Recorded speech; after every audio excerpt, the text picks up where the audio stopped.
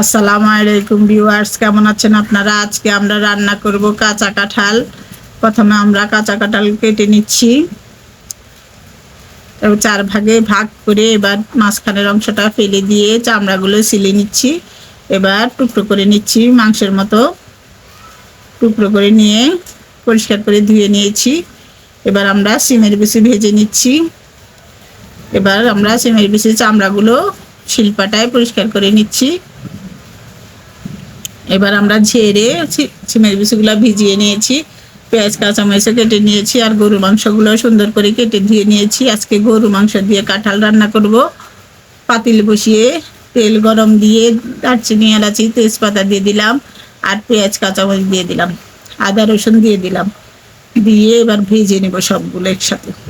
এবার লবণ দিলাম, হলুদ দিলাম, গুঁড়া মরিচ দিলাম, দিয়ে আরও একটু নেড়ে জিরা ধনিয়ার গুঁড়া, গোলমরিচের গুঁড়া আর গরম মশলা গুঁড়া দিয়ে দিলাম, দিয়ে ভাজবো অনেকক্ষণ। এই মাংসটা অনেকক্ষণ ভাজতে হবে মশলার সাথে ভেজে।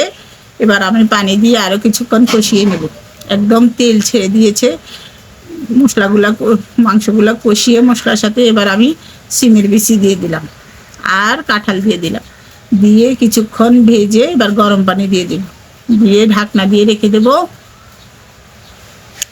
এভাবে কাঁঠাল দিয়ে গরু মাংস রান্না করলে খুব টেস্টি হয়, আপনারাও করে খাবেন। আর আমাদের রেসিপি যদি আপনাদের পছন্দ হয় আমাদের চ্যানেলটা ফলো করে দিবেন। আজ যে পর্যন্ত, আল্লাহ হাফেজ। যে যেখানে আছেন ভালো থাকেন, সুস্থ থাকেন।